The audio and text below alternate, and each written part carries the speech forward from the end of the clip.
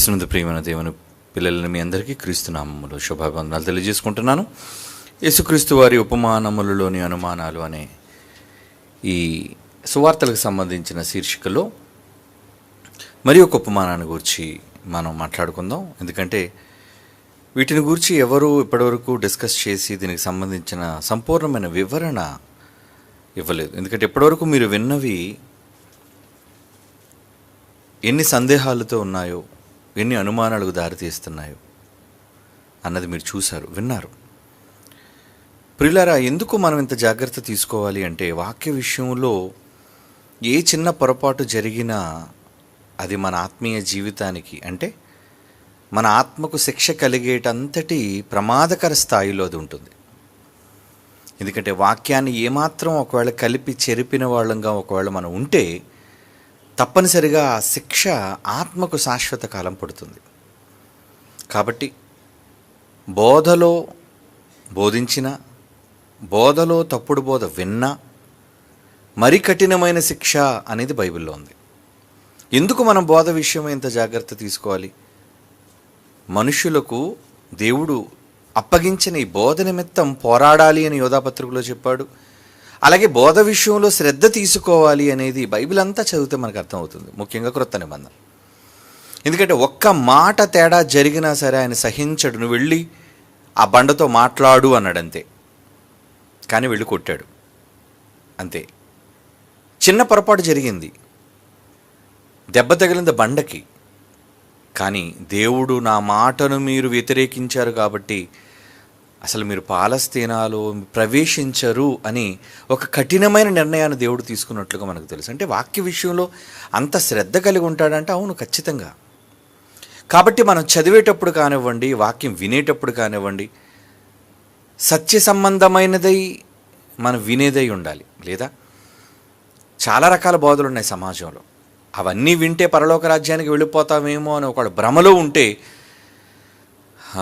మరి ఆ బోధించే బోధకునితో పాటు గుడ్డివాడు, వాడిని వెంబడించిన గుడ్డివారు అందరూ కూడా గుంటలోనికి పోతారు, పాతాళానికి జారిపోతారు అన్న విషయం బైబిల్ చెప్పింది. కాబట్టి బోధ విషయమై జాగ్రత్త కలిగి ఉండాలి. మీరేమి వినుచున్నారో జాగ్రత్తగా చూసుకోవాలి అనే హెచ్చరికలు క్రీస్తు వారు మనకు చేశారు. కాబట్టి జాగ్రత్త తీసుకోవాలి. ఓకే, ఈరోజు మరొక ఉపమానంలోనికి వెళదాం. మత్తయి సువార్త 12వ అధ్యాయం 43వ వచనం నుంచి మనం చదువుకుందాం, 45వ వచనం వరకు. ఏమండి, మత్తయి రాసిన సువార్త 12వ అధ్యాయం 43వ వచనం నుంచి ఏముంది ఇక్కడ? యేసుక్రీస్తు వారు రూపకాలంకారంగా ఉపమాన రూపంలో ఒకటి చెప్తున్నారు. ఏంటా సందర్భం? అపవిత్రాత్మ ఒక మనుష్యుని వదిలిపోయిన తరువాత అది విశ్రాంతి వెదుకుచు నీరు లేని చోట్ల తిరుగుచుండును. విశ్రాంతి దొరకనందున నేను వదిలి వచ్చిన నా ఇంటికి తిరిగి వెళ్ళుదుననుకుని వచ్చి ఆ ఇంట ఎవరినో లేక అది ఊడ్చి అమర్చి ఉండుట చూచి వెళ్ళి తనకంటే చెడ్డమైన మరి 7 దెయ్యములను వెంట పెట్టుకుని వచ్చును. అవి దానిలో ప్రవేశించి అక్కడే కాపురముండును. అందుని చేత ఆ మనుష్యుని కడపటి స్థితి మొదటి స్థితి కంటే చెడ్డదగును. అలాగే ఈ దుష్టతరము వారికి సంభవించును అనెను. ఇందులో మాకు అర్థం కానిది ఏముందంటే, చాలా అర్థమైపోయి చాలా విషయాలు మాకు తెలిసిపోయి అనుకుంటున్నారేమో. నేను చెప్పిన తర్వాత మీరు అలా అనుకోవడానికి వీల్లేదు. కారణం, ఒక మనిషిని వదిలిపోవటం అపవిత్రాత్మ, అది నీరు లేని చోట్ల తిరగటం, దానికి విశ్రాంతి దొరకకపోవటం, అలా దొరకకపోయినందున తిరిగి అది ఆ ఇంటికి రావటం, అలా వచ్చిన తర్వాత ఆ మనిషి స్థితి చాలా ఘోరంగా మారిపోవటం. అటువంటి పరిస్థితి ఈరోజున్న దుష్ట తరానిది అని అంటున్నాడు యేసుక్రీస్తు వారు. అంటే ఈరోజున్న దుష్ట తరం అంతటి అధ్వానమైన స్థితిలో ఉన్నారా అంటే, ఈ ఉపమానాన్ని చదివినప్పుడు ఆయన ఎందుకు చెప్పారు, ఏ భావనతో చెప్పారు, అది నీరు లేని చోట్ల ఎందుకు విశ్రాంతి వెతుకుతుంది, విశ్రాంతి దొరకకపోతే మరలా అది వదిలి వచ్చిన ఇంటికి ఎందుకు వెళ్ళాలి అనుకుంటుంది, వీటిని గూర్చిన వివరణ మనం ఆలోచించాలి. ఓకే, అపవిత్రాత్మ అనగా మనుష్యులలో చనిపోయిన వాళ్ళు దయ్యాలుగా మారిన ఆత్మలు మాత్రం కాదు. ఎందుకంటే మనుష్యులలో చనిపోయిన వాళ్ళు ఎవ్వరును ఎప్పుడునూ వాళ్ళు దురాత్మలుగా మారరు. భూమి మీద ఆత్మ శరీరాన్ని విడిచిన మరుక్షణం అది పాతాళానికి వెళ్ళిపోవాలి. భూమి మీద ఒక్క క్షణము కూడా ఉండే అవకాశం దానికి లేదు. కనుక ఈ అపవిత్రాత్మలు అనగానే ఏదో మనుష్యులలో కోరికలు తీరక చచ్చేవాళ్ళు అపవిత్రాత్మలుగా ఉంటారేమో అని అనుకోవటం అది చాలా పెద్ద తప్పుడు అభిప్రాయం. మరి అపవిత్రాత్మలు ఏంటి అంటే, ఇవి సాతాను యొక్క గణంలో లేదా సాతాను వాడి యొక్క అనుచరులలోని సైన్యంగా దేవుని నుంచి పరలోకం నుంచి గెంటివేయబడిన జాబితాలో ఉన్నవే అపవిత్రాత్మలు, అనగా దయ్యపాత్మలు. పరలోకములో చోటు దక్కించుకోలేక భూమి మీదకి గెంటివేయబడిన దురాత్మల సమూహాలు, ఇవన్నీ దేవదూతల ఆత్మలు. కనుక అపవిత్రాత్మ అని కనబడగానే అది దేవదూతల నుంచి దెయ్యంగా మారిన ఆత్మలే కానీ మనుష్యులలో కోరిక తీరక చచ్చిన వాళ్ళంతా కూడా వాళ్ళు దురాత్మలుగా మారారనేది అసలు ఎన్నడూ మీరు అనుకోవడానికి వీలు లేదు. ఎందుకంటే ఎక్కడ 66 పుస్తకాలలో మనుష్యులలో చనిపోయిన తరువాత వెళ్ళిన ఆత్మ దురాత్మగా మారింది అనేది లేదు.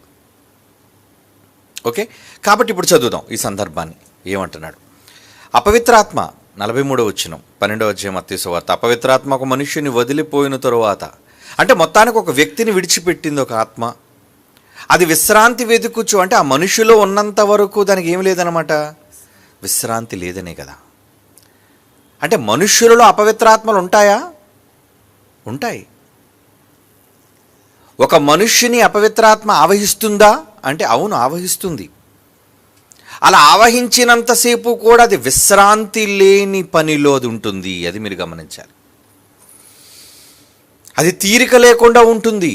ఎందుకంటే ఒక మనిషిలో అది ఉందంటే విశ్రాంతి తీసుకోవడానికి కాదు. అది నిజానికి ఈ మానవ దేహం దేవునికి విశ్రాంతి స్థలం.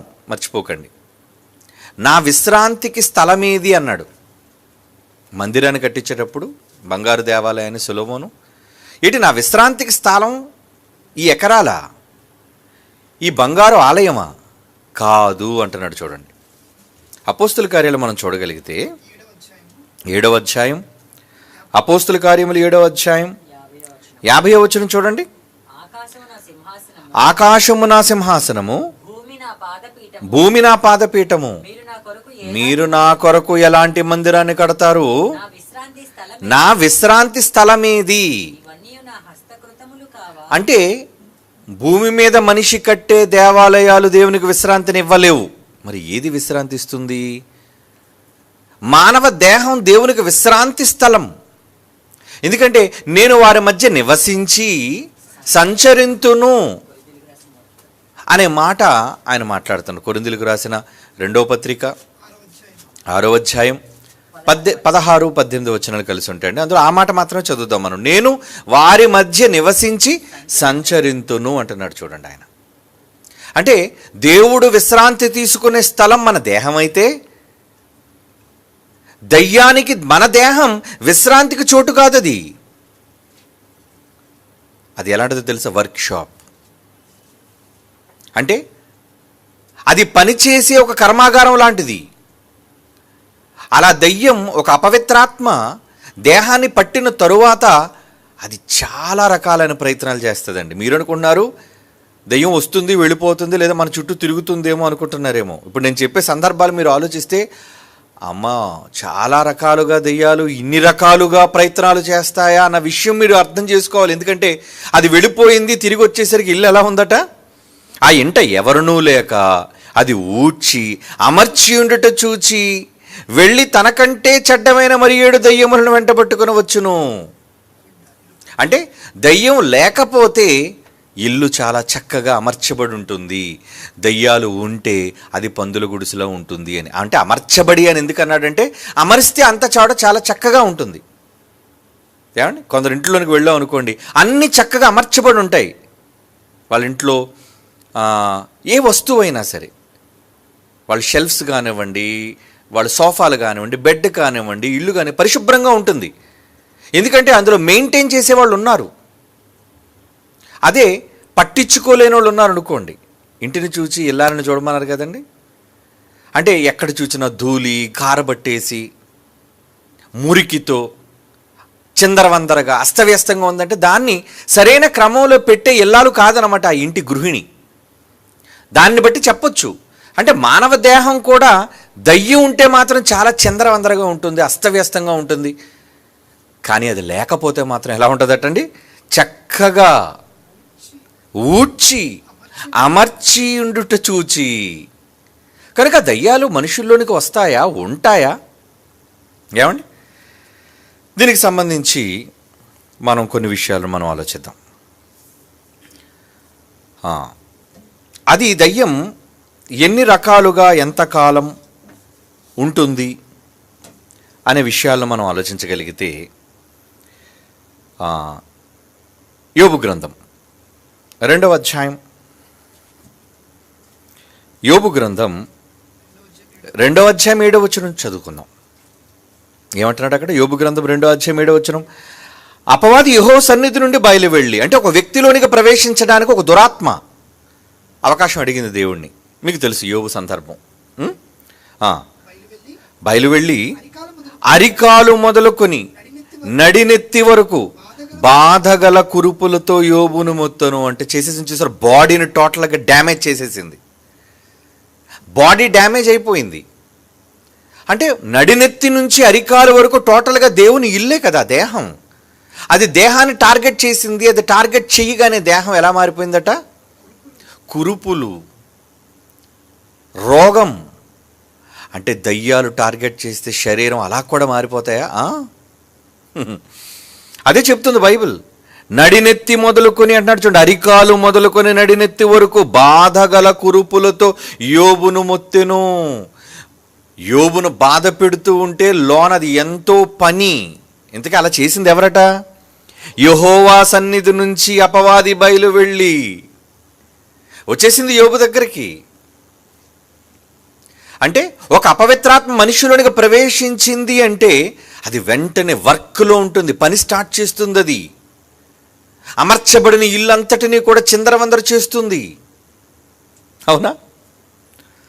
ఇక ఆ దయ్యం ప్రవేశించిన తర్వాత ఎలాంటి సందర్భాలలో మనుషుల దేహాలు ఎలా మారిపోతాయో కూడా కొన్ని సందర్భాలు సువార్తల్లో చదువు. ఎందుకంటే అపవిత్రాత్మలు పట్టినప్పుడు సందర్భాలు ఎలా దేహాలు మారాయో బైబిల్లో రాయబడింది. మత్తయి రాసిన సువార్త 12వ అధ్యాయం 22వ వచనం చూద్దాం ప్రియులారా. మత్తయి సువార్త 12వ అధ్యాయం 22. అప్పుడు దయ్యము పట్టిన గుడ్డివాడు, మూగవాడునైన ఒకడు. ఏమంటే దయ్యము పట్టిన గుడ్డివాడును మూగవాడునైన ఒకడు ఆయన ఎద్దుకు తేబడి. అంటే దయ్యం వస్తే మూగ, గుడ్డి, చూసారా, డ్యామేజ్, చూపును డ్యామేజ్ చేసేసింది, అలాగే గొంతును డ్యామేజ్ చేసేసింది. అంటే వెంటనే అది టార్గెట్ చేసేది. చూపును పాడు చేసింది, గొంతును పాడు చేసింది. ఆయన వాడిని స్వస్థపరిచినందున ఆ మూగవాడు మాట్లాడు శక్తియు చూపియు గలవాడు ఆయన. అంటే యేసుక్రీస్తు వారు దయ్యాన్ని వెళ్ళగొట్టిన వెంటనే తిరిగి అవి రీఇన్స్టేట్ అయిపోయి, అంటే మరలా అతని తాలూకా ఆరోగ్యం, ఆ దేహంలోని మరలా అతనికి చూపు వచ్చింది, ఆ దేహంలో మరలా అతనికి మాట, స్వరం వచ్చింది. అంటే దేహంలో ఇంపార్టెంట్ వాటిని ఎలా డ్యామేజ్ చేస్తానే చూసారా మొదటి శతాబ్దంలో. ఓకే, ఇంకా చూద్దాం. లూకా రాసిన సువార్త 4వ అధ్యాయం 35వ వచనం. లూకా రాసిన సువార్త 4వ అధ్యాయం 35వ వచనం. అందుకు యేసు దయ్యం దగ్గరికి వచ్చాడు, ఆ దయ్యం పట్టింది వానిని, ఊరకుండుము, ఇతను వదిలిపొమ్ము అని దానిని గద్దింపగా దయ్యము వానిని వారి మధ్య పడద్రోసి వానికి ఏ హానియు చేయక వదిలిపోయెను. అంటే ఏ హాని చెయ్యకుండా వెళ్ళిపోయిందంటే హాని చేసే లక్షణం దానికి ఉందా? ఉంది. అందుకే గొంతు తీస్తుంది, చూపు తీసేస్తుంది, రోగాలు క్రియేట్ చేస్తుంది, టోటల్గా మనిషి అంతటినీ కూడా డ్యామేజ్ చేస్తుంది. అది అపవిత్రాత్మ ఒక మనిషిని పడితే మనిషి దేహం ఎలా ఉంటుందో అనేది దేవుడు బైబిల్లో రాయించాడు. ఒక మనిషి అపవిత్రాత్మ వదిలిపోయిన తరువాత చక్కబరచబడ్డాడు అంటే అది ఉన్నప్పుడు అతను చక్కగా లేడంటే ఉండలేడు. ఏమండి, ఇంకొక సందర్భం చూడండి. ఇంకొక సందర్భం మార్కు సువార్త 9వ అధ్యాయం 25వ వచనం. మార్కు సువార్త 9వ అధ్యాయం 25వ వచనం. జనులు గుంపు కూడి తన యొద్దకు పరుగెత్తుకుని వచ్చుట యేసు చూచి, మోగవైన చెవిటి దెయ్యమా, తనకంటే మరి 7 దెయ్యములను వెంటబెట్టు, తనకంటే చెడ్డవైన మరి 7 దెయ్యములను వెంటబెట్టుకొని వచ్చును. చూసారా ఏమంటున్నాడండి యేసుప్రభు వారు? చెవిటి దెయ్యం అంటున్నాడు. అంటే ఇందాకడేమో స్వరం డ్యామేజ్ చేసింది, చూపు డ్యామేజ్ చేసింది, ఇంకా వినికిడి, నువ్వు వినే విధానాన్ని దెబ్బతీస్తుంది అది. ఇంతకు ఒక దెయ్యమేనా? లూకాసువార్త 8వ అధ్యాయం 2వ వచనం చూద్దాం.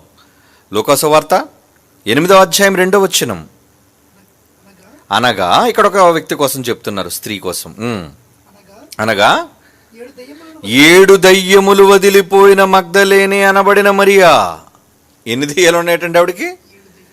మగ్దలేని మరి యేసుప్రభు మొట్టమొదటి కనబడ్డాడు కదా, సమాధిని గెలిచిన తర్వాత మొట్టమొదటి ఆమెకే ప్రత్యక్షమయ్యాడు. ఆమె చూసింది. ఎందుకు ఆవిడికి ఎన్ని దెయ్యాలు పట్టేటండి?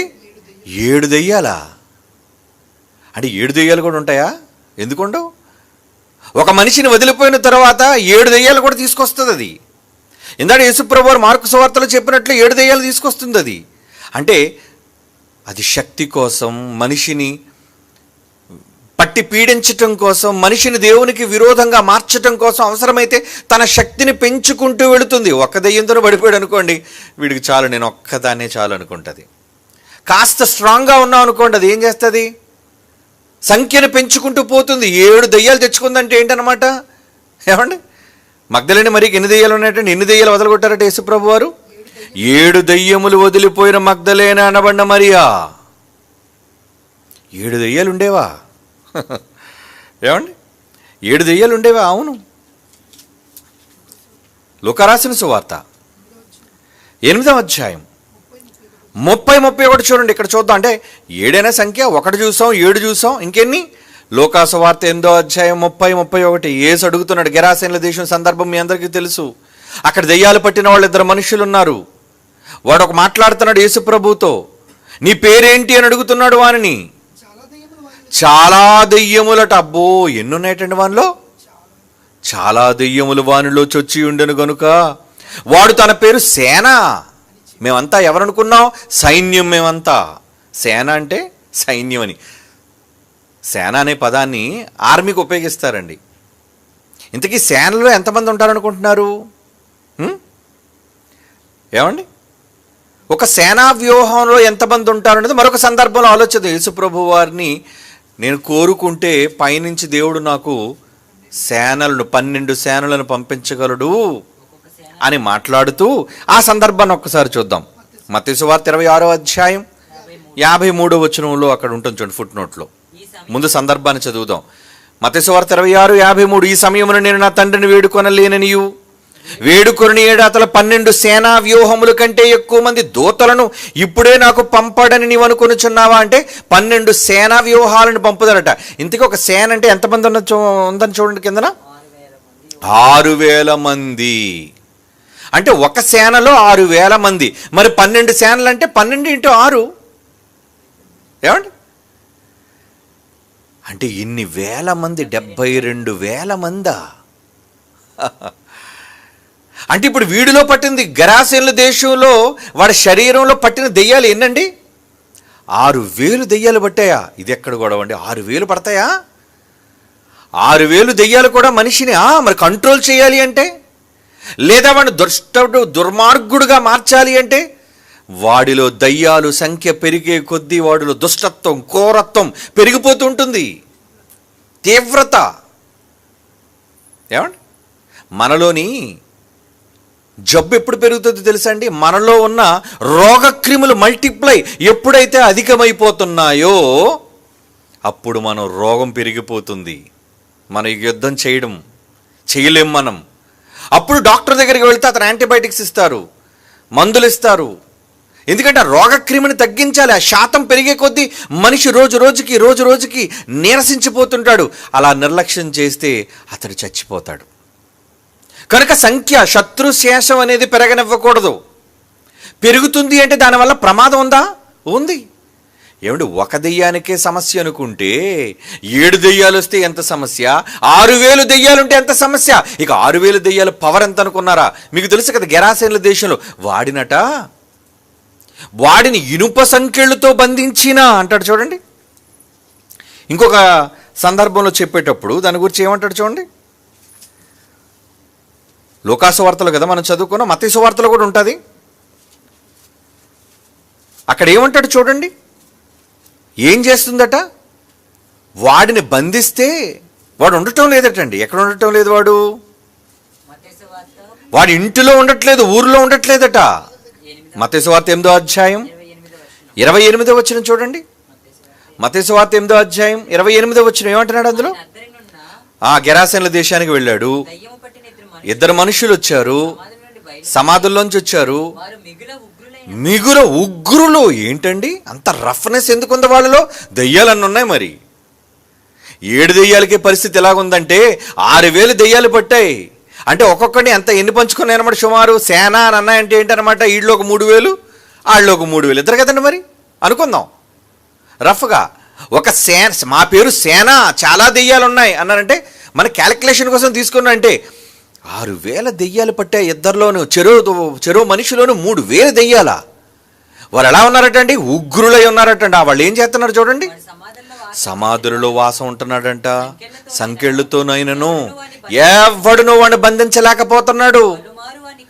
చాలా సార్లు వాళ్ళు కాళ్ళకు కట్టారట, చేతులకు కట్టారట, సంకెళ్ళు వేసి బంధించినా ఆ చేతు సంకెళ్ళు తెంపేస్తున్నారటండి, తుత్తునీలుగా చేస్తున్నారటండి. కాళ్ళు సంకెళ్ళు ఏమిటి, ఇనపదాన్ని తుత్తునీలుగా చేయగలరా అంటే, దయ్యాలు ఫోర్స్ ఎక్కువైపోతే సంకెళ్ళు ఇనుము కూడా పనిచేయదు దాని దగ్గర.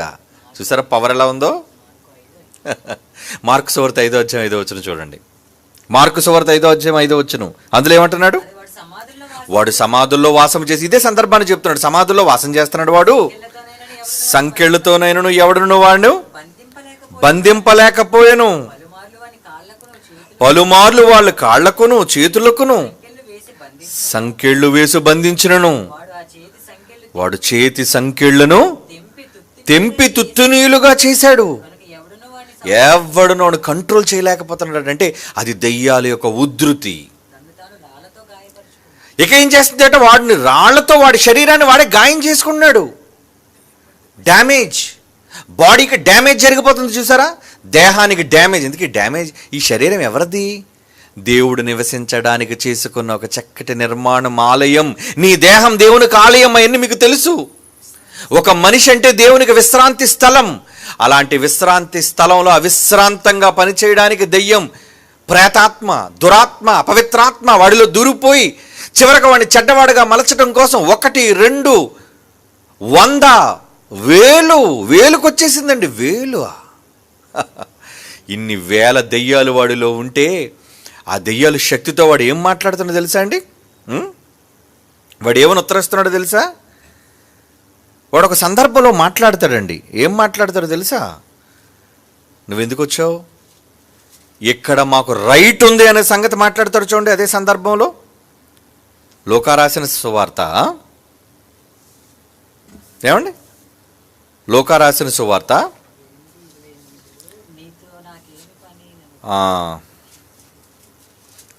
లూకా రాసిన సువార్తలో చూద్దాం. వాడు ఎంత దారుణంగా యేసు ప్రభుతో వాడు ఉత్తరం ఇస్తున్నాడు అంటే, అసలు నాతో నీకు ఏం పని? 8వ అధ్యాయం 28. వాడు యేసును చూచి కేకలు వేసి అని ఎదురు సాగిలపడి, యేసు సర్వోన్నతుడైన దేవుని కుమారుడా, నాతో నీకేమి, నన్ను బాధపరచుకుము. ఏమండి, మార్కు సువార్తలో చదువుతామండి 5వ అధ్యాయం, మార్కు సువార్త 5వ అధ్యాయం 7వ వచనం. యేసు సర్వోన్నతుడైన దేవుని కుమారుడా, నాతో నీకేమి, నన్ను బాధపరచుకోమని దేవుని పేరట నీకు ఆనబెట్టుచున్నాను. ఈడేంటంటే చెప్తున్నాడు, ఇడు దేవుని పేరట ఆనా ఒట్టేస్తున్నాడేంటి? నన్ను ఎందుకు తగలడానికి వచ్చావు నువ్వు? దేవుని పేరట చెప్తున్నాను నీకు, యెహోవా నామాన నన్ను వదిలి వెళ్ళిపో. అబ్బో, చూసారా వాడి ధైర్యం. యేసుక్రీస్తు మీద తిరుగుబాటు చేసేటంతటి ధైర్యం. సాగిలిపడి దెయ్యాలు ఏమని మాట్లాడేస్తున్నాయి? నాతో నీకేమి, నీ పని ఇది, నా పని నాది, నా దగ్గరికి ఎందుకు వచ్చావు?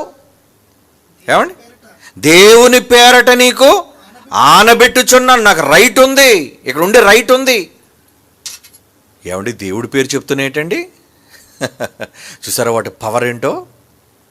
అంటే మనిషిని ఎంత స్థాయికైనా అది తీసుకుని వెళ్ళి చివరికి వాడి మాటల్లో దేవుని కూడా ధిక్కరించే పరిస్థితిని మనుషులను తీసుకొస్తుంది అది. ఏమండి, దేవుని పిల్లలారా, అది ఏం చేస్తుందటండి అంటే మనిషి శరీరంలోనికి అది ప్రవేశిస్తే ఏం జరుగుతుందో మరి కొన్ని సందర్భాలు ఒకసారి చూద్దాం. అపోస్తుల కార్యములు 19వ అధ్యాయం 16వ వచనం. అపోస్తుల కార్యములు 19వ అధ్యాయం 16వ వచనం. ఆ దయ్యము పట్టినవాడు ఎగిరి వారి మీద పడి వారిలో ఎద్దను లొంగదీసి గెలిచాను. అంటే దాని పవర్ తట్టుకోలేకపోతున్నారు. ఏమండి, ఎగిరాడు, జంపా అంటే మానవ బాడీ ఎలా జంప్ అయిపోతుంది? ఇది శక్తిలోన ఏం చేశారంటే ఎగిరి వారి మీద పడి వారిలో ఇద్దరు లొంగదీసి గెలిచను. బాబోయ్ మమ్మల్ని వదిలేయండి అంటే దాని శక్తిని తట్టుకోలేకపోతున్నారన్నమాట మనుష్యులు. అందుచేత వారు దిగంబరులో ఈ గాయము తగిలి ఇంట నుండి పారిపోయి పరార్. బట్టలు కూడా ఊడదీసేసిందటండి. చూసారా దాని పవర్ ఎలా ఉందో? ఏమండి, ఇంతకీ ఎంతకాలం ఉంటుంది? ఒక గంట? ఏమండి, ఒక రోజా? చూద్దాం బైబిల్లో. మార్కు సువార్త 9వ అధ్యాయం 21వ వచనం. మార్కు సువార్త 9వ అధ్యాయం 21వ వచనం. ఒకానొక సందర్భంలో యేసుక్రీస్తు వారు ఒక దెయ్యాన్ని వెళ్ళగొట్టడానికి వచ్చినప్పుడు ఏంటి దీని పరిస్థితి అని ఆయన మాట్లాడుతున్నాడు చూడండి. మార్కు సువార్త 9వ అధ్యాయం 21. అప్పుడు ఆయన ఇది వీనికి సంభవించి ఎంతకాలమైనదని వాని తండ్రిని అడుగుగా బాల్యము నుండి. ఎప్పటి నుంచి పట్టేసిందటండి? చిన్నప్పటి నుంచి పట్టేసిందా? ఏం చేస్తుంది వాణ్ణి? ఆ సందర్భం ఏంటి? అది వానిని నాశనము చేయవలెనని. తరచుగా ఎక్కడ మంట కనబడితే దూకేయాలనుకుంటుంది, నీళ్లు కనబడితే నీళ్ళలో పడిపోవాలనుకుంటుంది. చూసారా? అంటే వాడికి హాని తలపెట్టడానికి ఆ దయ్యం ఎప్పటి నుంచి ఉంటుందటండి వాళ్ళు? చిన్నప్పటి నుంచినా. చిన్నప్పుడు కూడా దెయ్యాలు పడతాయా? అది మీరు అర్థం చేసుకోవాలి. ఒక మనుష్యుని వదిలిపోయినసరికి పెద్దోళ్ళకి పడతాయి దెయ్యాలు, చిన్నోళ్ళకి అసలు దెయ్యాలు పట్టవు. చిన్నోళ్ళంతా కూడా దేవుని ఏమండి ప్రేమమూర్తులు అంటోళ్ళు అనుకోకండి. బాల్యము నుంచి పట్టేస్తుంది అది. ఒక మనిషిని వదిలిపోయిందంటే ఏదో అనుకున్నారు కదా మీరు. అది ఎందుకు వదిలిపోతుంది? అంత తొందరగా వదిలిపోద్ది. అది వచ్చిందే మనల్ని పీడించడానికి. యేసుక్రీస్తు వారు ప్రత్యేకంగా ఈ సందర్భాన్ని ఉపమాన రూపంలో చెబుతున్నారు అంటే ఏంటి అందులో ఉన్న అర్థం? దానిలో ఉన్న అర్థం ఏంటి? అలిసిపోతుందట శరీరంలో ఉండి. దీని పవర్ సరిపోతే ఇంకొక 7 దెయ్యాలు తెచ్చుకుంటుందట. ఇంకా పవర్ సరిపోతే ఇంకొక 1000, 2000, 3000, 6000, ఎన్ని వేల దెయ్యాలు. అంటే ఒక మనిషిలో 6000 దెయ్యాలు ఉండగలవా? ఏమండి ఆలోచించండి. ఏమంటే ఒక మనిషిలో 6000 దెయ్యాలు ఉంటాయా? వేల దెయ్యాలు ఉండగలవు మనిషిలో. ఈ దెయ్యాలంటే పందుల్లోకి వెళ్ళిపోయింది. గెరాసెన్ల దేశం మీకు తెలుసు కదా, మమ్మల్ని పందులోకి పంపించే అన్నది. సరే పొండ్రా పందుల్లోకి అన్నాడు. ఆ పందుల్లోకి వెళ్ళగానే పందులు ఏమై తెలుసా అండి? తట్టుకోలేక ఏమండి అంటే దెయ్యాన్ని తట్టుకునే శక్తి ఈ బాడీకే ఉందండి. లూకాసు వార్త, మార్కు సువార్త చదువుదాం. మార్కు సువార్త 5వ అధ్యాయం 13వ వచనం. మార్కు సువార్త 5వ అధ్యాయం 13వ వచనం. యేసు వాటికి సెలవీయగా ఆ పవిత్రాత్మలు వానిని విడిచి పందులలో ప్రవేశించెను. ఎప్పుడైతే పందుల్లోకి వెళ్ళిపోయో ఇంచుమించు 2000 సంఖ్య గల పందులు ఆ మంద ప్రపాతము నుంచి సముద్రపు ధరిని వడిగా పరిగెత్తుకుని సముద్రములో పడి ఊపిరి తిరగక చచ్చనంటే ఎక్కడ పరిగెట్టాలో ఏమైపోలో వాటికి అర్థం కావట్లేదు అనమాట. ఎన్ని పందులండి? 2000 పందులు. ఏమిటి పంది మీరు సామాన్యమైంది అనుకున్నారేమో. రోడ్డు మీద ఆవును గుద్దేయండి, ఆవు చచ్చిపోద్ది. కుక్కను గుద్దేయండి చచ్చిపోద్ది. పిల్లని గుద్దేయండి చచ్చిపోద్ది. పందిని గుద్దేయండి అనుకోండి మనిషి చచ్చిపోతాడు. తెలుసా మీకు? బైక్ డ్రైవర్లు అడగండి చెప్తారు. ఎందుకంటే దాని తోలు చాలా మందంగా ఉంటుంది. అంటే మిగతా వాటికన్నా వాటికి చాలా ఎక్స్ట్రా పవర్ ఉంటుంది, ఫిజికల్ పవర్. మామూలుగా పందిని మామూలుగా చంపరండి, కర్రలతో కొట్టి చంపుతారండి. తెలుసా మీకు? అంటే తొందరగా ప్రాణం పోదు. అలాంటి ప్రాణం పోలేని పందులు 2000 సంఖ్య కలిగిన పందులు. ఎప్పుడైతే దెయ్యాలు 6000 దెయ్యాలు వచ్చేసాయో 2000 పందులు ఉక్కిరిబిక్కిరైపోయండి. ఏం చేయాలో తెలియక పాపం నీటిలో పడిపోయి చచ్చిపోయండి, ఊపిరాడక. అంటే వాటి బాడీ దెయ్యాలను తట్టుకోలేదా? తట్టుకోలేకపోయింది. కానీ మానవ దేహం చక్కగా ఉన్నారండి. ఇద్దరును సంకెళ్ళని దింపేస్తున్నారండి. ఎవడొచ్చినా వాడి మీద పడిపోతున్నారండి. ఊరి జనమంతా భయపడిపోతున్నారండి వాళ్ళకి. అంటే చూసారా, దయ్యాల పవర్, అపవిత్రాత్మ మనిషిని పట్టితే ఎలా ఉంటుంది. అది వదిలిన తర్వాత ఇప్పుడు ఎలా ఉంటుందండి, ఇద్దరు అది వదిలిపోయిన తర్వాత వాడు ఎలా ఉన్నాడటండి, స్వస్థచిత్తుడై యేసుప్రభు పాదాల దగ్గర మౌనంగా కూర్చొని దెయ్యాలు పోయాయి. సేనాను దెయ్యములు పట్టినవాడు వచనం 15వ వచనం, మార్కు సువార్త 5వ అధ్యాయం 15వ వచనం. సేనాను దెయ్యము పట్టినవాడు బట్టలు వేసుకున్నాడు. అప్పటి వరకు బట్టలు లేవా, నా తీసారా బట్టలు, నీకెందుకురా బట్టలు అంటే దెయ్యం పడితే ముందు బట్టలు తీసేద్ది అనమాట. ఇందాకడేమో ఎదురొచ్చిన వాళ్ళకి బట్టలు ఓడగొట్టేసింది. ఏమండి, దెయ్యం ఎవరికి పడితే వాళ్ళ బట్టలు తీసేసింది. అంటే దీనికి బట్టలు నచ్చవా, అబ్బే ఏదేం తోటలేమో బట్టలు వచ్చేటట్టు చేసింది. ఎక్కడ మాత్రం దేవుడు బట్టలు ఇస్తే మాత్రం బట్టలు తీసేయి. మొత్తానికి బట్టలు వేసుకొని వాడు ఎలాగైపోయాడంటే స్వస్థత పొందిన తర్వాత, సేనాను దెయ్యములు పట్టినవాడు బట్టలు ధరించుకొని స్వస్థచిత్తుడై పాపం కూర్చున్నాడండి. ఎంత కుక్కపిల్లగా ఎంత మంచోడు అయిపోయాడండి. మరి ముందంతా ఎలాగ ఉన్నాడు, గెంతుతున్నాడు ఏంటి వాడు, ఏమండి ఎందుకు అలా వాడు గెంతుతున్నాడు, ఎందుకు అరుస్తున్నాడు, కేకలేస్తున్నాడటండి.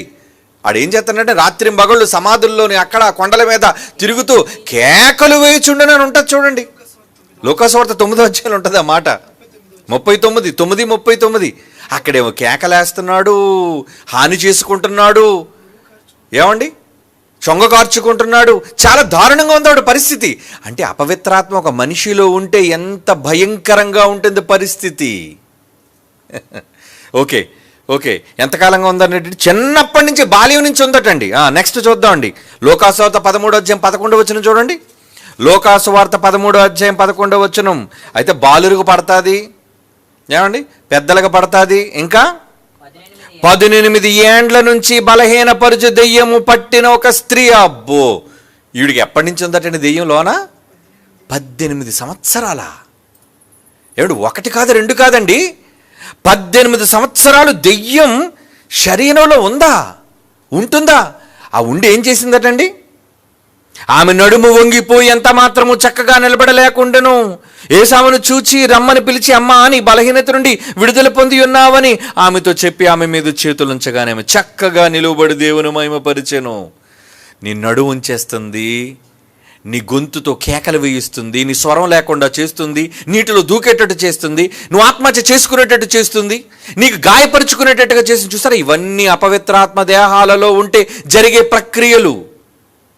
మరి దెయ్యంలో ఆనందం తెలియాలి కదా. అంటే శరీరంలోని దెయ్యాలు ఆవహిస్తే మనిషి పరిస్థితి ఎంత దారుణంగా మారిపోయింది, తీవ్రంగా ఉందో చూసారా. 18 years నుంచి ఉందటండి. అంటే ఇంట్లోంచి వెళ్ళడం ఇష్టం లేదా, కనీసం యేసుప్రభు చెప్పిన ఉపమానంలో ఇంటిని వదిలి వెళ్ళిపోయిందట అది. అంటే కొంచెం గ్యాప్, ఇంటర్వెల్ అయినా ఇచ్చింది, కానీ ఇది నో ఇంటర్వెల్. 18 సంవత్సరాల నుంచి ఉంటుందట, బాల్యం నుంచి ఉంటుందట. ఏమండి దేవుని పిల్లలారా, అంటే మనుష్యులలో దెయ్యాలు ఆవహిస్తే ఏం జరుగుతాయి, ఇదిగో ఇవన్నీ సంభవిస్తాయి. ఇప్పుడు చదువుదాం మళ్ళీ ఉపమానం. మత్తయి సువార్త 12:43. అపవిత్రాత్మ ఒక మనుష్యుని వదిలిపోయిన తరువాత, ఒక అపవిత్రాత్మ ఒక్కటే మనుషుని వదిలిపోయిన తరువాత విశ్రాంతి వెతుకుచు నీరు లేని చోట్ల తిరుగుచుండను. విశ్రాంతి వెతుకుతుందట. నాకు అర్జెంటుగా ఇప్పుడు రెస్ట్ కావాలి బాడీలో ఉంటే, బాబోయ్ నాకు ఫుల్ 24 hours డ్యూటీ. ఎందుకంటే అపవాది పడుకోనివ్వదండి ఎవరిని, దాని సైన్యాన్ని ఎవరిని పడుకోనివ్వదు. ఏం చేస్తున్నారు మీరు, నాకు సమయం చాలా తక్కువ ఉంది, ఈ తక్కువ సమయంలో మనుషులందరినీ, ఎంతమంది ఉన్నారు తరానికి, ఈ తరంలో ఎంతమంది ఉన్నారు చెప్పండి, సుమారు 800 కోట్ల మంది ఉన్నారండి. 800 కోట్ల మందికి ఒక్కొక్క దెయ్యం వేసుకున్నా ఎంతమంది ఉంటారు, ఎన్ని దెయ్యాలు ఉండాలి ఒక మనిషికి, 800 కోట్ల దెయ్యాలు ఉండాలి. మరి ఒక్కొక్కడికి 6,000 పడుతుంటే, 10,000 పడుతుంటాయి, ఏమండి 20,000, 50,000. అంటే దయ్యాలు సంఖ్య పట్టే కొద్దీ మనిషి పరిస్థితి చాలా దారుణంగా దిగజారిపోతుంది. కనుక వాణ్ణి ప్రేరేపించటం కోసం, వాణ్ణి చెడ్డగా నడిపించటం కోసం, చెడ్డ మార్గాల్లో వాడిని దేవునికి వ్యతిరేకంగా మలచటం కోసం వాడు చేసే ప్రయత్నాల వల్ల వాడు అలిసిపోతాడండి. శరీరంలో వాడికి వాడికి విశ్రాంతి అనేది లేదండి. ఆ విశ్రాంతి వెతుకుతే ఎక్కడికి వెళ్ళిందటండి, నీరు లేని చోట్ల తిరుగుచుండెను. అంటే బాబు నీరుని దగ్గరొద్దు, బాబు నీరుని దగ్గరొద్దు, నీరు లేకుండా ఉండాలి. అంటే ఏమి, నీటికి దీనికి సంబంధం ఏంటి? ఇందుకు నీరంటే మీరు తాగే నీళ్ళ? అలాగైతే భూమి చుట్టూ 3 వంతులు నీరే కాదా? అవునా కాదా? ఈరోజు భూమి మీద 3 వంతులు నీరు, ఒకంత కదా భూభాగం, మన భూగోళం. మరి ఎక్కడికి వెళ్ళిపోవాలి? అంగారకం మీదకి వెళ్ళిపోయిందా? చంద్రుని మీదకి వెళ్ళిపోయిందా? నీరు లేని చోట్లు తిరుగుతుంది అనేసరికి అక్కడ నీరు అనగానే మీరు అనుకుంటున్నారు ఈ నీరు అనుకుంటున్నారు. ఈ నీరు అలాగైతే నీటిలో ఎందుకు పడిపోతుంది? అది నీటిలో ఎందుకు తోసేస్తుంది? నీరంటే భయం కదా దానికి. నీరంటే దానికి ఇష్టం లేదు కదా. ఏమంటే ఇంత ఏం చదువుకున్నాం? ఒక బాల్యం నుంచి పట్టిన దెయ్యం వాడిని ఏం చేస్తుందంటే నీరు కనపడగానే అగ్నిలోను నీటిలోను తరచుగా మాటికి నీటిలో వేసేస్తుందట వాడిని. పక్కన ఎవడో ఒకటి నీటిలోంచి లాగుతున్నాడు. మరలా మంట చూస్తే వెళ్ళిపోతాడు అనుకోండి, వెంటనే వాడు తాళ్ళతో కట్టేస్తున్నారు వాడిని. అంటే భూ సంబంధమైన నీటికి భయపడేదని మీరు అనుకుంటున్నారేమో. కాదర్రా, ఆ నీటికి భయపడేది కదా. అలాగనుకుంటే 3 వంతులు నీరు ఉంది కాబట్టి సముద్రం చూసి గచ్చగచ్చగచ్చ ఆడిపోవాలి దెయ్యం. అలాగైతే ఆకాశ మండలం ముందు దురాత్మల సమూహాలు ఉన్నాయే, మరి దానిపైన ఏమున్నాయి? ఆకాశం పైన ఏమున్నాయి? ఓ విస్తారమైన జలాలు. భయమా దానికి? నీరు చూస్తే భయమా? కాదు. ఏ నీటికి భయపడుతుంది?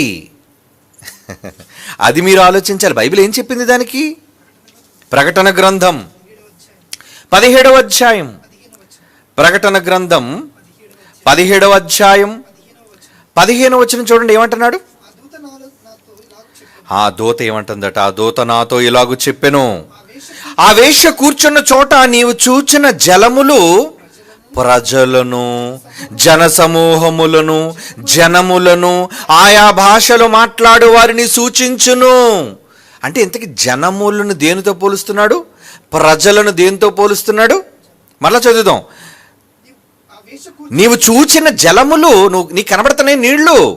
ఆ నీళ్లు ఏమనుకుంటున్నావు? ఆ జలములు ప్రజలను, జనసమూహములను, జనములను, ఆయా భాషలు మాట్లాడు వారిని సూచించును. అంటే ఇక్కడ జలములు అనగానే మీరు ఏమర్థం చేసుకోవాలి? జనములే జలములు. జనమంటేనే నీరు. అవునా? జనమంటే నీరు. జనాలు ఉన్నారు అంటే నీరు ఉన్న దగ్గర జనం ఖచ్చితంగా ఉంటారు కదండి. నాగరికతలు ప్రారంభమైనవి నీటి దగ్గరే ప్రారంభమయ్యాయి. నీరు ఉంది అంటే, నీరు పారింది అంటే అక్కడ ప్రజలు ఉన్నారని లెక్క. మరి అంగారకుడి మీద నీరు లేదు, అలాగని జనములు లేరు.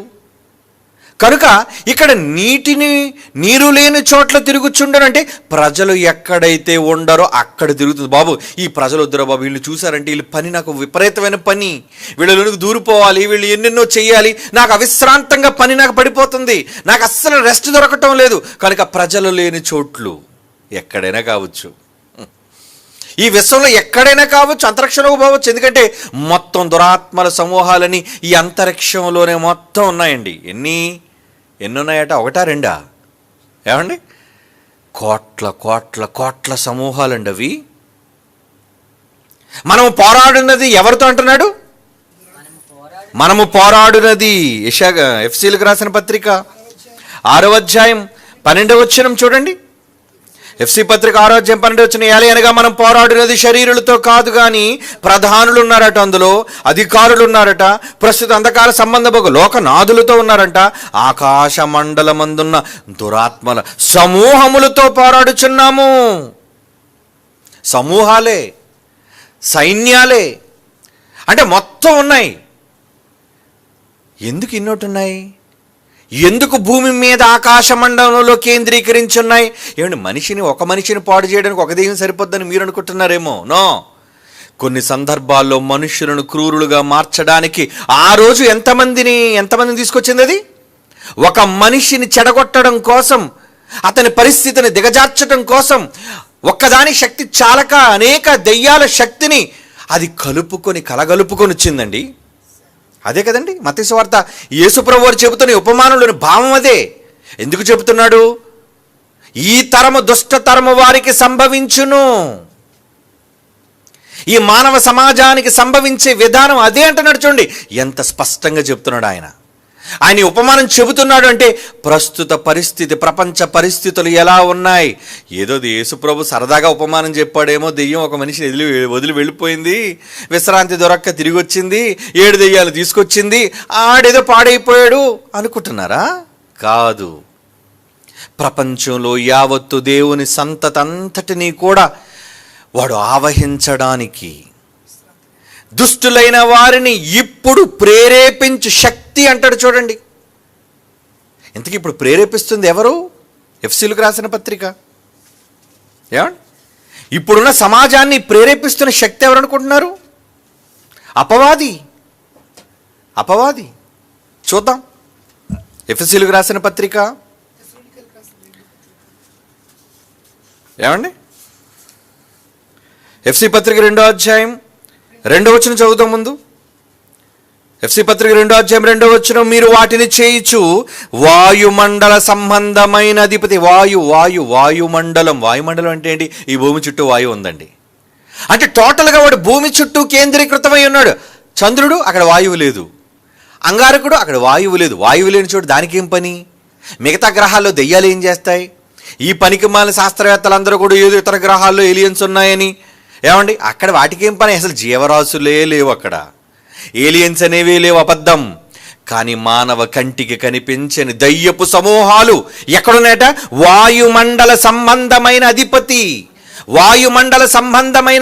అనగా అవిధేయులైన వారిని ఇప్పుడు ప్రేరేపించు శక్తికి అధిపతిని అనుసరించి. ఏమంటున్నాడండి? ఈ అవిధేయులైన వారిని ఇప్పుడు ప్రేరేపించు శక్తి అంటే ఎవరైతే దేవునికి అవిధేయులుగా ఉన్నారో వారందరినీ ప్రేరేపించడానికి ఆ శక్తులకు అధిపతి అదేనట. అంటే దేవుడిని నమ్మే వాళ్ళనేది ఎలా మార్చేస్తుంది, ఒక్కొక్క మనిషిని ఆవహించడానికి దాని శక్తి చాలకపోతే ఎన్ని వేల మందిని తెచ్చుకుంటుంది అది. ఏమండి, ఈరోజు ప్రపంచంలో భయంకరమైన విపత్తుల కన్నా దారుణంగా కనిపించే యుద్ధాలు ఇప్పటికీ చూడండి. యుక్రెయిన్, రష్యా వాళ్ళ యుద్ధం ఆగిందా? లేదండి. ఇక ఇరాన్, ఇరాక్ ఆలోచిస్తే 7 సంవత్సరాలు యుద్ధం చేశారండి. 7 years. ఏంటి ఇరాన్, ఇరాక్ చరిత్ర చదవండి. అంటే అక్కడ జరిగే భయంకరమైన యుద్ధోన్మాదంలో క్రూరంగా మనుషులను హతమార్చి వాళ్ళ రక్తాన్ని కళ్ళ చూడడానికి, వాళ్ళ అవయవాలు తెగ్గొట్టడానికి ఒక మనిషి దారుణంగా మారిపోయాడు అంటే వాడిలో ఎన్ని వేల దయ్యాలు ఉన్నాయి ఆలోచించండి. ఉన్నాయా? దయ్యాలు పట్టిన వాళ్ళందరికీ దయ్యాలు పట్టే ఏమనుకుంటున్నారు? ఈరోజు ఒక మనిషిని, భూమి మీద ఒక మనిషిని క్రూరంగా మారిపోయాడు అంటే వాడిని మార్చే శక్తి ఎవరు అనుకుంటున్నారు? అవిధేయులైన వారిని ప్రేరేపించు శక్తి, వాడే అధిపతి. ఆ దయ్యాలకు అధిపతి వాడు. ప్రకటన గ్రంథం 18వ అధ్యాయం చూడండి. ప్రకటన గ్రంథం 18వ అధ్యాయం 2వ వచనం, అతడు గొప్ప స్వరముతో ఆర్భటించి ఏమంటున్నాడట?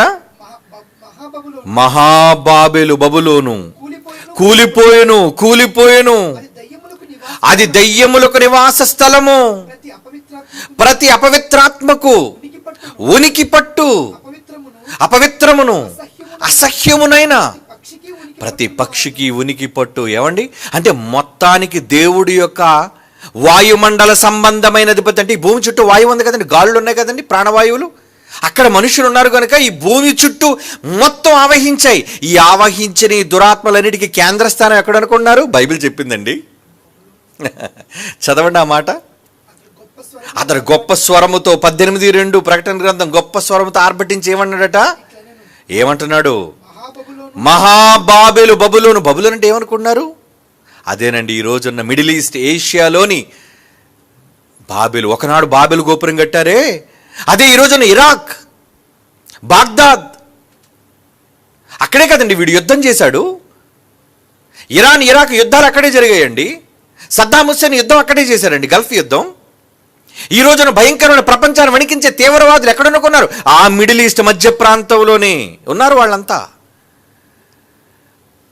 ఏమండి, అంటే ఇలాంటి దుష్టులైన వాళ్ళందరూ కూడా భూమి మీద కేంద్రస్థానంగా అక్కడ ఉన్నారు అంటే దేవుడు చరిత్రలో చెబుతున్నాడు. బాబెల్ ఎలాంటిది? అది దయ్యములకు నివాస స్థలము అంటున్నాడు. చూడండి, అంటే దయ్యాలన్నీ ఎక్కడ కాన్సన్ట్రేట్ అయ్యి ఉన్నాయన్నమాట. ఏమండి, మిడిల్ ఈస్ట్. అంటే అది కూడా భూమిని సెంటర్ పాయింట్ అనుకున్నాయి. చూడండి, ఎక్కడుంటేనే మన నెట్వర్క్ స్ప్రెడ్ అవుతుంది. అందుకే ఈ రోజుకి కూడా ఇరాన్, ఇరాక్ ఈ ప్రాంతాలన్నీ కూడా మతమౌఢ్యంతో నిండిపోయి మనుషులు ఊచకోత కోసే దారుణమైన పరిస్థితులుగా మారిపోయి చివరికి మనుషులను ఉగ్రవాదులుగా మానవ బాంబులుగా చేసి, ఏమంటే వాళ్ళలోనే పుట్టిందండి ఈ దారుణంగా మనుషులను నడిబొడ్డున చంపటం. ఒక మనిషిని కిరాతకంగా బ్రతుకుంటాడు కానీ కుత్తుకలు కోయటం, బ్రతుకుంటాడు కానీ చేతులు కాళ్ళు నరికేయటం, ఇవన్నీ ఎక్కడ జరుగుతున్నాయి అనుకుంటున్నారు? Middle east. ఎందుకు విపరీతం అయిపోతుందో తెలుసా? బైబిల్ చెప్పిన చారిత్రాత్మక సత్యం అది. ఇంకా వీళ్ళకి తెలియని నెట్వర్క్ మనం చెప్తున్నాం. రే, టోటల్గా ఆకాశ మండలంలో ఉన్న దురాత్మల సమూహాలు ఉనికి పట్టి ఎక్కడుందో తెలుసా? ప్లేస్, భూమి మీద ప్లేస్. చదవండి, బైబిల్ చెప్తుంది. మహాబబులోను కూలిపోయేను, అది దయ్యములకు నివాస స్థలము. ప్రతి అపవిత్రాత్మ అంటే ఏ అపవిత్రాత్మ అయినా సరే అక్కడి నుంచి నెట్వర్క్. ప్రతి అపవిత్రాత్మకును ఉనికి పట్టు. ఉనికంటే ఏంటి? ప్రారంభం. హబ్ అంటున్నాడు అక్కడ. హబ్ అంటే దెయ్యాల హబ్ ఎక్కడుందా ఇప్పుడు చెప్పండి భూమి మీద? ఎక్కడో సప్త సముద్రాలు కావాలా, ఎక్కడో కొండ గుహలో, అక్కడ కాదండి. అన్ని కట్టుకథలు. కానీ బైబిల్ చెప్పే నిజమైన సత్యం ఏంటది? ఈ రోజున్న ఇరాక్ పరిస్థితి ఎంత దారుణంగా ఉందంటే ఎప్పటికీ కూడా అక్కడ క్షేమం లేదు. ఎప్పుడు చూడండి యుద్ధోన్మాదం, ఎప్పుడు చూడండి బాంబు పేలుళ్ళు, ఎప్పుడు చూడండి శాంతి లోపం. ఎందుకు అలా మారిపోయింది ఇరాక్? అది ఉనికి పట్టు. ప్రతి అపవిత్రాత్మకు ఉనికి పట్టు అంటాడు చూడు. ప్రతి ఎవ్రీ అన్క్లీన్ స్పిరిట్ అంటాడు. ఎవ్రీ అన్క్లీన్ స్పిరిట్ అంటే ప్రతి దురాత్మకు అది ఉనికి పట్టులాడు. ప్రారంభం అది.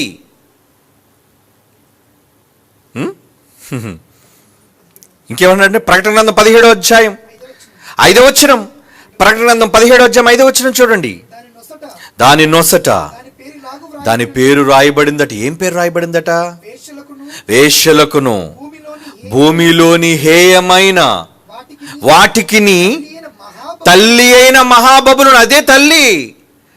చెడు పుట్టడానికి ప్రారంభం అదే తల్లది. అంటే దెయ్యాల ఉనికి పట్టు ఎక్కడుందండి? బాబేలు. ఒకరోజు ప్రారంభంలో దేవునికి భిన్నంగా ప్రవర్తించి తారుమారు చేసిన ప్రారంభ చరిత్ర అదైతే, ఆ తరువాత అక్కడ నుంచి అది దెయ్యాలకు నివాస స్థలంగా మారిపోయి ఆకాశ మండలమందున దురాత్మల సమూహాలకి ఉనికి పట్టుగా భూమి మీద కేంద్రంగా మారిపోయిందండి. ఇది ఎవరికైనా తెలుసండి? ఇది ఏ దెయ్యాల గ్రంథాలు ఉన్నాయండి ఇవి? నువ్వు దెయ్యాలు పట్టుకొని శ్మశానాల్లో పురులు వెతికితే అక్కడ దెయ్యాలు ఉన్నాయనుకోండి. మేము బైబిల్ని అడగరా చెప్తుంది. బైబిల్ చెబుతుంది వాడు ఉనికి పట్టేదో. బాబేలు అంటే ఏంటి? ఇరాక్, మధ్యప్రాచ్యం, మిడిల్ ఈస్ట్. ఈరోజు ఎందుకంత దారుణంగా మారిపోయింది? మనుషులు ఎందుకంటే అంత క్రూరంగా మారిపోయారు? అలా క్రూరంగా మారిపోవడానికి గల ప్రధాన కారణం ఒక్కొక్కరిలో వేల వేల వేల దెయ్యాలు ఆవహించేయండి. ఎందుకంటే వాడు క్రూరుడుగా మారిపోయాడు. వాడికి మంచి లేదు, వాడికి ప్రేమ లేదు. చిన్నవాళ్ళు, పెద్దవాళ్ళని, ముసలి వాళ్ళని వాడికి ఏమాత్రం జాలి లేదండి. అప్పుడప్పుడు వాడిని చూసేమంటారు, ఒక ముసలోని చంపేశావురా. ఊరి చిన్నపిల్లలు ఏం చేశారా? ఒక బాంబు పేల్చి నడి రోడ్డు మీద, మరి ఎక్కువ జనసాంద్రత కలిగిన ప్రాంతాల్లో బాంబులు పేల్చిన ఉగ్రవాదులందరూ ఎలాంటి వాళ్ళు మీరు చెప్పండి? చిన్నపిల్లలను కూడా కనికరం లేదు. మనం చిన్నపిల్లలను చూస్తే ముద్దేస్తుంది మనకి, అయ్యో చిన్నపిల్లలు కదా అని. కానీ వాడికి చిన్నపిల్లలు అన్న వాడికి ఏమాత్రం వాడికి జాలి కనికరం లేనివాడు. ఎందుకు అలా మారిపోయాడు తెలుసా? వాడిలో వేల కొలది సేనలో ఉన్నాయి దయ్యం. ఆ రోజు యేసుప్రభు చెప్పినప్పుడు ఫిజికల్గా దయ్యం పట్టినప్పుడు వాడు ఎలా ఉన్నాడు? ఎదుటి వాడికి హాని చేసేవాడుగా, తన దేహానికి హాని చేసుకునేవాళ్ళుగా. అంటే దెయ్యం ఏం చేస్తుంది? దెయ్యాలు ఆవహిస్తూ ఎదుటిని చంపుతారు, ఇక తన్ను తాను హాని చేసుకున్నారు. రోజు గ్లాసులు పేపాలు ఎందుకురా అలాగే ఎత్తుతున్నా? రే, నా దేహాన్ని పాడు చేసుకుంటాను రా అంటే ఏం పట్టారన్నమాట వీడికి? దెయ్యం కాదు. దెయ్యాలు వాడి దేహాన్ని పాడు చేస్తున్నాయి, విశ్రాంతి స్థలాన్ని పాడు చేస్తున్నాయి, దేవుని యొక్క నివాస స్థలాన్ని పాడు చేస్తున్నాయి. ఇక స్మోక్ చేసేవాళ్ళు, దురలవాట్లకు లోనైన వాళ్ళు తమ దేహాల్ని ఎవరైతే పాడు చేసుకుంటున్నారో వాళ్ళందరూ దెయ్యాలు పట్టిన వాళ్ళు. చాలామందికి అర్థం కావట్లేదు, దెయ్యాలు పడితే ఏదో విలవిల్లాడుతుంది అని అనుకుంటున్నారు. కానీ ఈరోజు వక్ర సమాజాన్ని చూడండి. ఏమండి అంటే దెయ్యం పడితే ఏమి ఇప్పేస్తాయి? రే గొడ్లు ఇప్పే బట్టలు. ఈరోజు చూడండి, బట్టలు ఎక్కువైపోతున్నాయి తక్కువైపోతున్నాయి సమాజంలో. ఆడదని లేదు, మగవాడని లేదు. బట్టలు ప్రతి వాడికి ఏంటి ఆ చిరుగులేంటి, ఆ తక్కువ బట్టలేంటి, ఎందుకు ఇలా మారిపోతుంది సమాజం? దయ్యాలు పట్టాయి. ఆడదని లేదు, మగవాడని లేడు, చిన్నని లేదు, పెద్దని లేదు, అందరికీ దయ్యాలు ఆవహించేశాయి. అవి 7 తెలీదు, 17 తెలీదు, 700 తెలీదు, 7,000 తెలీదు. ఒకప్పుడు మగవాళ్ళు మన దేశంలోని సిగరెట్లు కాల్చేవాళ్ళండి మగవాళ్ళు.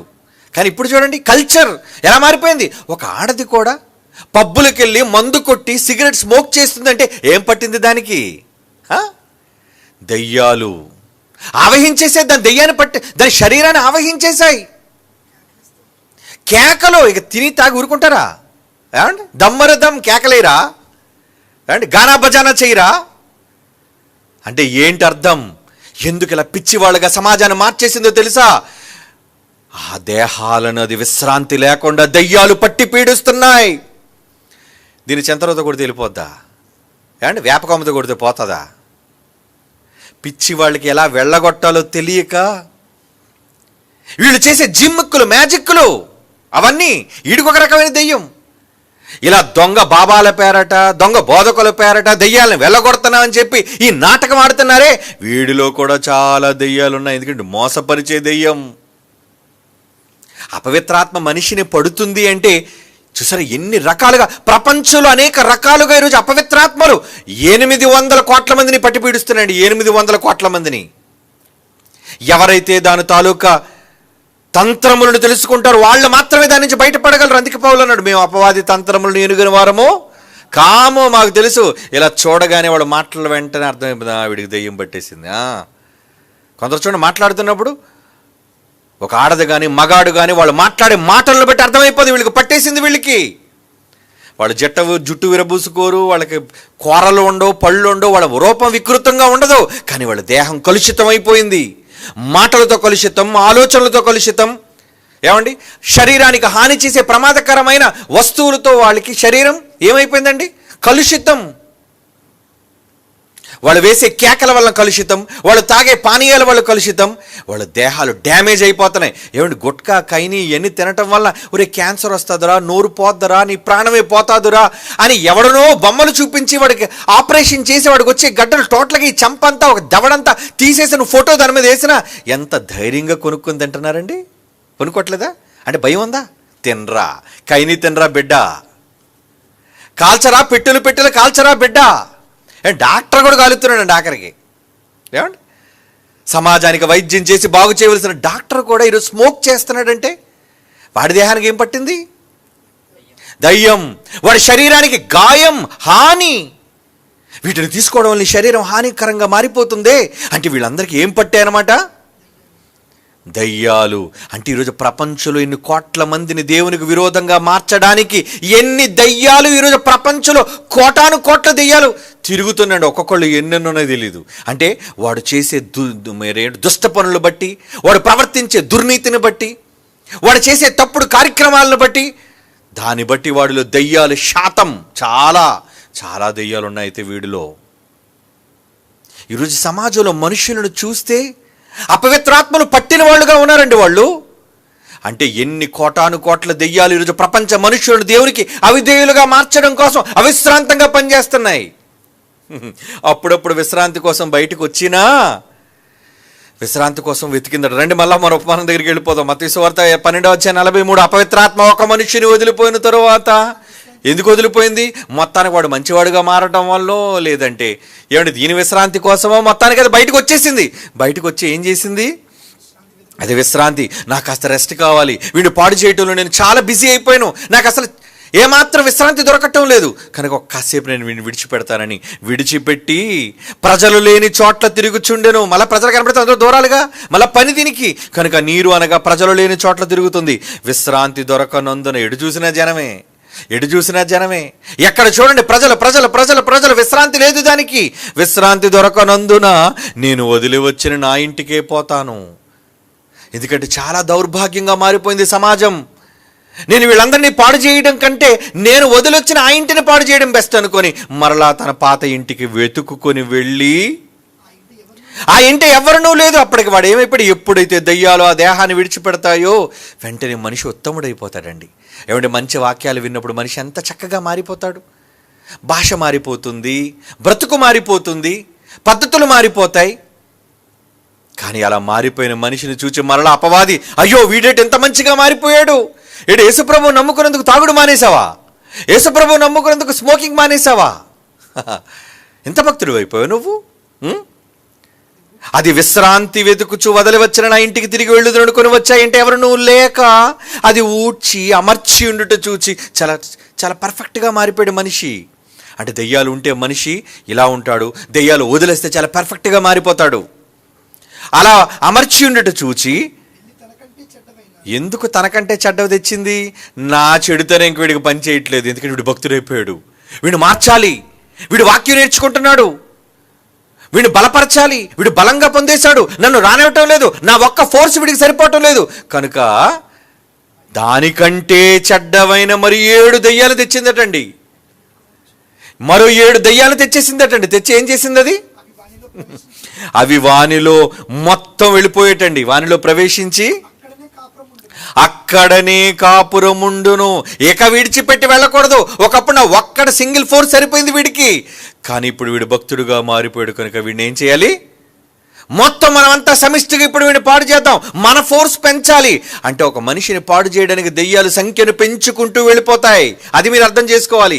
ఈ సమాజం రోజుకి చెడిపోతుందంటే కారణం ఏంటి ఆలోచించండి. ఎందుకు ఈ సమాజం రోజు రోజుకి దిగజారిపోతుందంటే రోజు రోజుకి దెయ్యాల సంఖ్య విపరీతమైపోతుంది. ఒక్కొక్కడిలో దెయ్యాల సంఖ్య పెరిగిపోతుంది అపరిమితంగా. ఎందుకంటే కోటాను కోట్లు ఉన్నాయండి ఈ ఆకాశ మండలంలో దురాత్మల సమూహాలు. ఇప్పుడు మనం ఎంతమందితో ఫైట్ అండి? 800 కోట్ల మందికి దేవుని సువార్తను ప్రకటించడానికి వెళ్ళి మన మాటల చేత వాళ్ళని కొట్టి కొట్టి కొట్టి ఏడు వాక్యం బాగు చేసి మందులిచ్చి మాట చేత స్వస్థతనిచ్చి ఒక్క ఆత్మను రక్షించడానికి ఎంత కష్టపడుతున్నాం మనం. ఒక వ్యక్తిని మంచి విధానంలో నడిపించడానికి ఎంత శ్రమ తీసుకుంటున్నాం మనం. మరి వాళ్ళు అబ్బో అంటే కోట్ల సైన్యం పనిచేస్తుంది, దురాత్మల సమూహాలు సేనలు పనిచేస్తున్నాయి మనుషులందరి మీద. ఈ ప్రపంచం ఎంత దారుణంగా మారిపోవడానికి కారణం దురాత్మల సమూహాలు అన్నీ యావత్తు ప్రపంచాన్ని ఆక్రమించేసేయండి. మీరేమనుకుంటున్నారో? సమాజం ఎందుకు రోజు రోజుకి దుష్టతరంగా మారిపోతుందో ఆలోచించండి. అంటే దయ్యం తన సంఖ్యను మనుషులు చెడ్డగా మార్చడం కోసం 1, 2, 3, 4, 7, 10 అది ఎన్ని సంవత్సరాలైనా వదలవయ్యి. మీరు అనుకుంటారేమో 18 ఏళ్ళు ఉండడం విన్నాం మనం బైబిల్లో. అది అప్పుడు ఫిజికల్గా. ఇంకా బాల్యం నుంచి చిన్నప్పుడు పట్టిన దెయ్యాలు వదలట్లేదు వాడిని. అంటే చిన్నప్పటి నుంచి వచ్చిన బుద్ధులు, చిన్నప్పటి నుంచి నేర్చుకున్న తప్పుడు విధానాలు పెద్దయినా మారలేకపోతున్నారు వాళ్ళు. అది ఆ రోజు ఫిజికల్గా అలా పనిచేశాయి.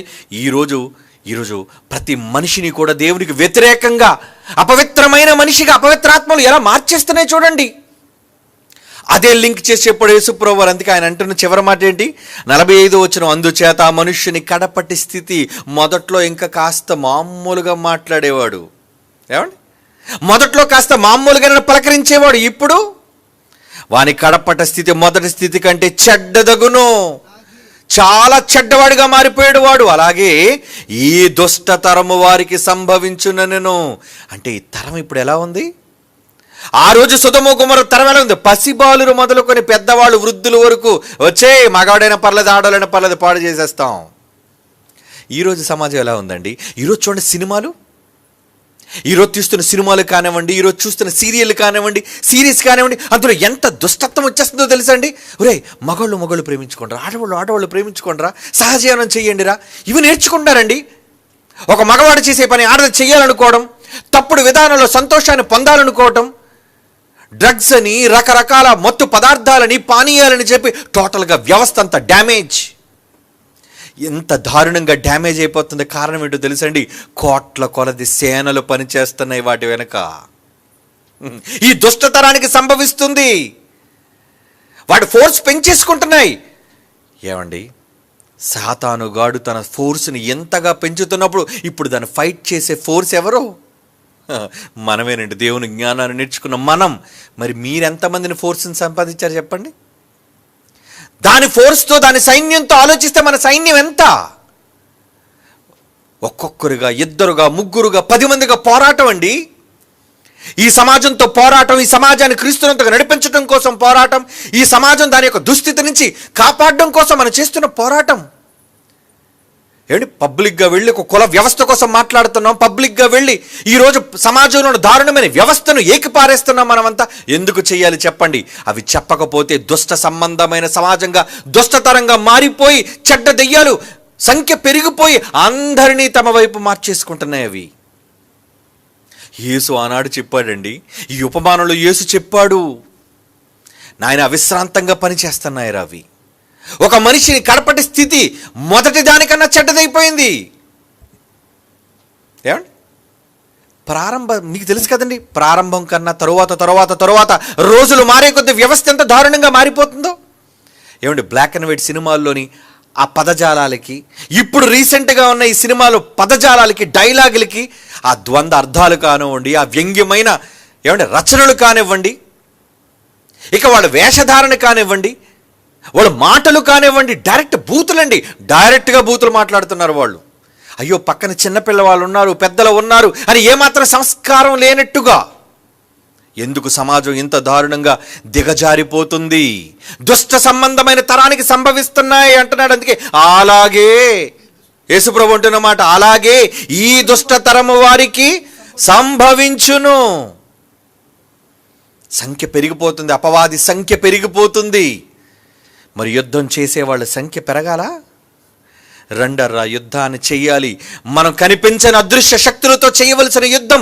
దానికి మీకు వాక్యం కావాలి అంటే వాక్యం అక్కర్లేదు. మనకి ఏం కావాలి? లోక సంబంధమైన వ్యాపారాలు, లోక సంబంధమైన ఉద్యోగాలు, లోక సంబంధమైన సంపాదనలు, లోక సంబంధమైన చదువులు, వాటికే కదండి మనం మొగ్గు చూపుతున్నాం. చివరికి సమాజంతోనే మనం కూడా నడుస్తున్నాం. సమాజం చేసిన త్రోవలోనే మనం వెళ్ళడానికి ఇష్టపడుతున్నాం. ఏమండి, మనొక పెద్ద బోధకుడు అంటున్నాడు, ఒక వ్యక్తి నాతో చెప్తున్నాడు, బాబు నాయన రేపు 2 రోజులు జాగ్రత్త అయ్యా అన్నాడు. అంటే ఏమయ్యా అంటే, రేపు ఎల్లుండి అమావాస్య అయ్యా అంటున్నాడట. ఇటు ఒక పాస్టర్, సిగ్గుండాలి వాడికి ఆ మాట అనడానికి. ఎవడన్నాడండి వాడు దైవజనుడని? ఒక దైవజనుడు ఉండి నువ్వు అమావాస్య అని అంటున్నావా? నువ్వు 2 రోజులు జాగ్రత్తగా ఉండాలా? ఇక వాళ్ళకి నీకు ఏంటి తేడా? నువ్వు వాడిలా మారిపోయావు అంటే ఈడిలో ఎన్ని దెయ్యాలు ఉన్నాయో. వాడి బైబిల్ పట్టుకొని ఎన్ని తప్పుడు బోధలు చేసి ఎన్ని రకాలుగా వాడి ద్వారా లక్షల మంది ఏమండి ఆ దెయ్యాలు వెళ్ళగొట్టే చుట్టూ జనం ఎంతమంది ఉంటాడు? అబ్బో, మాయలు చేసేవాళ్ళు, గారడీలు చేసేవాళ్ళు, మంత్రాలు చేసేవాళ్ళు, మనుషులు, జిమ్మిక్కులు, మ్యాజిక్కులు, మొత్తం అంతా భయంకరమైన అబద్ధాలు చేసేవాళ్ళందరి దగ్గర వేల మంది, లక్షల మంది ఉంటారు కదండి. మరి లక్షల మందిని ఎన్ని లక్షల దెయ్యాలు పట్టుంటా చెప్పండి. ఆడేమో స్టేజ్ మీద ఊగుతుంటాడు, వీళ్ళందరూ ఊగుతుంటాడు కిందన. మీకేం మాయరోగారు ఊగుతున్నారు? ఆడదని మగాడని తేడా లేకుండా ఏంటో గెంతులేంటి, ఒంటి మీద బట్టలు ఉంటాయో లేదో చూసుకోకుండా ఆ గెంతులేంటి, ఆ డ్యాన్సులేంటి, అరుపులేంటి, కేకలేంటి, దయ్యాలు పట్టేశాయి. దయ్యాలు అర్థం కావటం లేదా? యేసుప్రభు చెప్పిన ఉపమానం అర్థం కావటం లేదా? అర్థం కాలేదు. దెయ్యాలంటే ఏదో ఇది చక్క ఉపమానం అండి, కథలా ఉంది, పిట్ట కథ అనుకుంటున్నారా? కాదు. ప్రస్తుత సమాజం యొక్క దుస్థితిని యేసుప్రభు ఆ రోజే ఉపమాన రూపంలో చెప్పాడు. ప్రారంభంలో ఉన్నప్పుడే ఇల్లు అమర్చకపోతే తర్వాత వాడు దుస్థితి దారుణంగా మారిపోతుంది. అందుకే ప్రారంభంలోనే కత్తిరించేయి, ప్రారంభంలో మందేసేయి, ప్రారంభంలో వైద్యం చేయి, ఈ సమాజాన్ని కాపాడు. నువ్వు నిర్లక్ష్యం చేశావో ఇక ఈ సమాజాన్ని కాపాడడం ఎవ్వరి తరం కాదు. అందుకే అంటున్నాడు, చివరిగా చదువుకుందా 45వ వచనం, అందుచేత ఆ మనుష్యుని కడపటి స్థితి మొదటి స్థితి కంటే చెడ్డదగును, అలాగే ఈ దుష్ట తరము వారికి సంభవించును. కనుక ఏం చేయాలి? ఇప్పుడు మనం ఏం చేయాలి? అపవాదిని ఎదురించుడి. వాడు నీలో దురాత్మ, అపవిత్రాత్మ రాకుండా ఉండాలంటే ఫైట్. నువ్వేం చేయాలి? ఎదిరించాలి. అప్పుడు వాడు మీ యొద్ద నుంచి పారిపోతాడు. యాకోబు పత్రిక 4వ అధ్యాయం 7వ వచనం. అంటే నువ్వు అపవిత్రాత్మ నీలో ఉండకుండా ఉండాలి అంటే అసలు నువ్వు యుద్ధం చెయ్యాలి. అసలు యుద్ధం నీకు తెలిసేంటి? నీలో ఉన్న దురాత్మలతో నువ్వు యుద్ధం చెయ్యాలన్న విషయం నీకు తెలుసా? ఆకాశ మండలమందున్న దురాత్మల సమూహాలతో యుద్ధం చేయాలన్న విషయం మీకు తెలుసా? యేసు చెప్పిన ఉపమానంలోని భావం అర్థమైతే ఏమండి, నీరు లేని చోట ఎందుకు తిరుగుతుంది? అర్థం కాలేదు అనుమానం వీడికి. నీటికి దెయ్యానికి ఏంటి? నీరంటే భయం, దేనికి? దెయ్యానికి నా మనుష్యులంటేనే భయం, మనుష్యులను పాడు చేయాలన్న తాపత్రయం. చివరికి ఒక మాట చదువుకుంది. యెషయా గ్రంథం 57వ అధ్యాయం 20వ వచనం. యెషయా గ్రంథం 57వ అధ్యాయం 20వ వచనం అండి. భక్తిహీనులు కదులుచున్న సముద్రం, నీరు ఆలే, సముద్రం లాంటి వాళ్ళు. భక్తిహీనులు ఎలాంటి వాళ్ళట? కదులుచున్న నీరు లాంటి వాళ్ళు. అది నిమ్మళింపనేరదు. అంటే మొత్తానికి ఈ సమాజాన్ని, జనాల్ని దేంతో పోలుస్తున్నాడండి? జలములు. అందుకే అది నీరు లేని చోట్ల తిరుగుతుంది. ఈ ప్రజలుంటే మాకు ఎవరు బిజీ, కష్టం. అటు చూస్తే మా దెయ్యాలకు అధిపతి ఉన్నాడు, వాడు మమ్మల్ని నిద్రపోనివ్వటం లేదు, వాడికి సమయం కొంచెమేనా తెలిసి అస్సలు మాకు ఏమాత్రం విశ్రాంతి దొరకనివ్వకుండా ఏదో పాతాళం తెప్పించుకున్నాం అనేసరికి అబ్బో అందరినీ పట్టి పీడించమని చెబుతున్నాడు, ప్రేరేపించమని చెబుతున్నాడు. అవసరమైతే 10 మందిని తెచ్చుకుంటావు, 100 మందిని తెచ్చుకుంటావు, 1000 మందిని తెచ్చుకుంటావు, నాకు అనవసరం. కానీ సమాజం పాడైపోవాలి, దుష్టతరంగా మారిపోవాలని మా యజమాని బాస్ చెప్తున్నాడు. ఎవడవాడు? వాడే బెలియాలు, వాడే ఘట సర్పం, ఆది సర్పం. కనుక దుష్టతరంగా మారిపోతుందని ఎప్పుడో 2000 సంవత్సరాల క్రితం ఈ సమాజం కోసం దేవుడు యేసుప్రభు ద్వారా హెచ్చరిక చేశాడు. నాయన, అపవిత్రాత్మ వదిలి వెళ్ళిపోతే ఎలా ఉంటుంది? ఇన్ని సంవత్సరాలు శరీరంలో ఉంటుంది, అది చిన్నప్పటి నుంచి ఉంటుంది, ఎన్ని సంవత్సరాలైనా నేను విడిచిపెట్టదు అది. అలాంటి వాడితో ఎంత చక్కటి యుద్ధాన్ని చేసి రోగాన్ని తీసివేసి ఆరోగ్యవంతమైన బోధతో వాడిని బాగు చేయాలి. అలాంటి ఆరోగ్యవంతమైన బోధన నేర్పించేది Christ Church Bible Open University and International. అందుకే విద్యను అభ్యసించండి, అపవాదితో యుద్ధం చేయండి, ఎదిరించండి. ఈ సమాజంలో మిమ్ములను, మీ కుటుంబాలను, మీ వారిని కాపాడుకోండి. కళ్ళు మూసుకొని ప్రార్థన చేసుకుందాం. పరిశుద్ధుడైన తండ్రి, దేవా, మీ కుమారుడైన క్రీస్తు చెప్పిన ఉపమానంలోని భావాన్ని ఈ సమాజం అర్థం చేసుకోలేక వేల కొలది, కోట్ల కొలది ఉన్న సైన్య సమూహాలు ఈరోజు ఈ మానవ దేహాలను, మానవ జాతి అంతటినీ తండ్రి వాడు సమూలంగా నాశనం చేయటానికి వాడు చేస్తున్న భయంకరమైన పనులు ఈ వ్యవస్థను చూస్తే అర్థమవుతుంది. కనుక వాడిని ఎదిరించడానికి మేము సిద్ధపడుతుండగా ప్రతి చోట మాకు జయాన్ని ప్రసాదించండి. క్రీస్తు యేసు వారి అమూల్యమైన నామములో ఈ ప్రార్థన మీకు సమర్పించి వేడుకొనుచున్నాము తండ్రి. ఆమెన్.